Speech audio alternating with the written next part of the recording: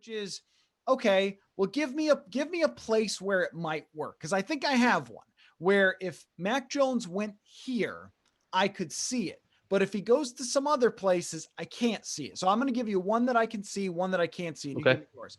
The one that I could see it working is New Orleans, because they've been dealing with a quarterback that does not have a whole lot of arm strength and does not have a whole lot of mobility, though sneaky great pocket presence for Drew Oh Brees. yeah.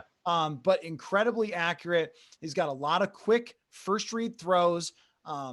Just where all he has to do is catch and make an accurate throw, and Drew Brees can operate it. That's not to say that it's been easy to be Drew Brees, the most accurate quarterback maybe ever, but it highlights his abilities and playmakers, weapons. Michael Thomas is there. Alvin Kamara is there.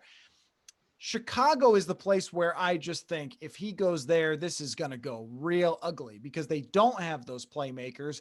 They have a coach who I think can get people open, but they don't have a great offensive line, and there's no way to fix it all in one offseason if he's got to start right away. That would be a real uphill climb, I think, for Mac Jones. So the way I'm looking at it is kind of like, in a way, like an Andy Dalton with Cincinnati. If you land in the right spot, Yep. and you're that guy, and you have AJ Green and a bunch of other playmakers, Mohamed Sanu and so forth, you might be able to be successful and win 10 games and be in the playoffs with a Mac Jones. But is the ceiling any higher than that? And if you go somewhere else, like Andy Dalton in Dallas, then all of a sudden it's not going to be that good. So give me yours for where it might work and where it wouldn't work.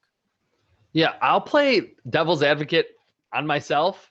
That number 9 overall, you mentioned that earlier. Denver Broncos, their offensive coordinator is Pat Shurmur. He is a West Coast offense guy.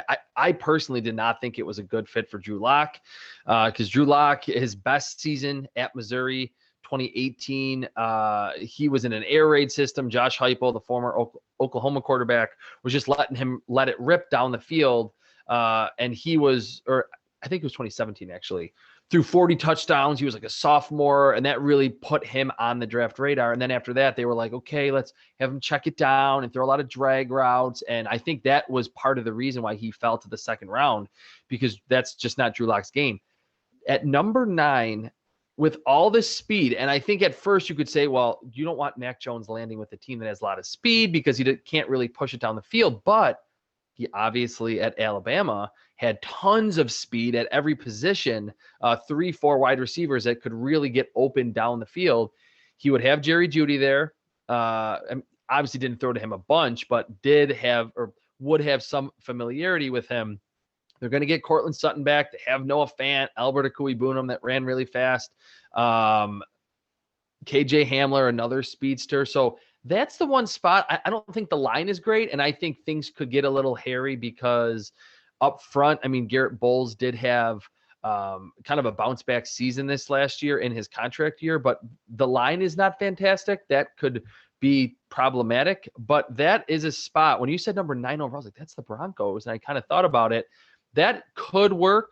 Another team that I think could work, the Las Vegas Raiders. It seems like they're going to stick with Derek Carr, but their line's pretty good. It's a little older, but Nelson Aguilar, obviously Henry Ruggs, the Alabama connection, Darren Waller, Josh Jacobs, I think is a pretty capable wide receiver out of the backfield. So those two spots I don't think would be absolutely atrocious. I agree Chicago would not be a good fit. New England does not make any sense to me. I mean, for a team that we had 2 years ago, Tom Brady screaming on the sidelines, we need to be more explosive, and they have Jacoby Myers, and that's it. N'Keal Harry has been a bust of a first-round pick. He's not explosive. That I don't know if Mac Jones is going to want to throw him contested catches over the middle. Julian Edelman is probably going to be a cap casualty, or could be. So that is a team that I think is way more rebuilding, and I don't think Mac Jones is a quarterback you want to throw into a rebuilding process. The line isn't bad in New England, but I don't think, and I think anyone would agree that Mac Jones is not a franchise savior immediately. Like, that's why we're not hearing top 5 buzz that's legitimate, that maybe number 9 overall is kind of his ceiling. So Broncos and Raiders I don't think would be bad. I agree with you on Chicago. I think New Orleans would be good. And the Patriots, I've seen it in a lot of mock drafts and a lot of connection with Nick Saban to Bill Belichick. I would not see how that would have any chance of ultimately working out if Mac Jones went to the Patriots.